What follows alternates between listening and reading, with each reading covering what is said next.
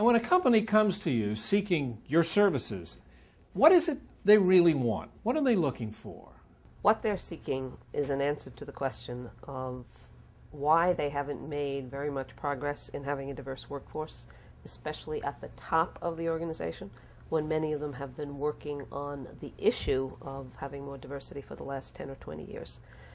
So they're seeking to figure out what's the cause of their lack of progress, or they decided that they want to do something about it and they're really starting. So companies that have been doing this for 10 years will come to us for a different approach. So in essence, what is it you really do? When a company will first come to us, it's very important that the executives at the top of the organization own this diversity issue.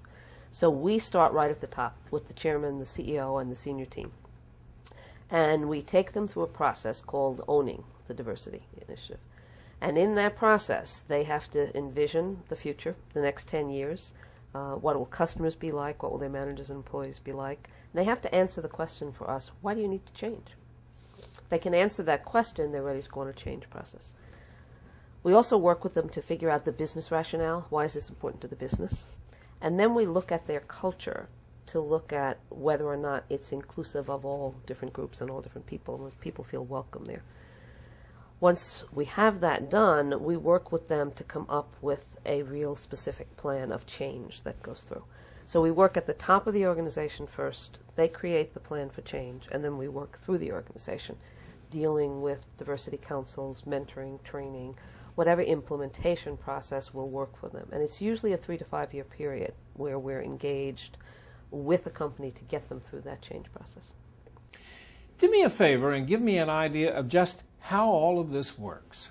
After we've worked with the executives and gotten them to own this process of diversity management. You know, that's very interesting. What do you mean by that? Get them to own it.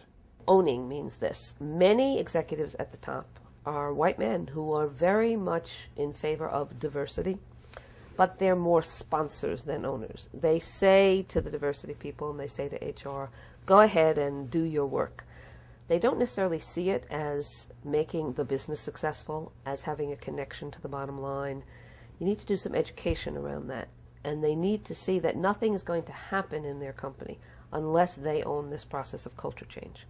Because if it's a culture that only makes white men happy and only white men get to the top, they're not going to succeed in a country where by 2050 we're going to have a majority-minority nation.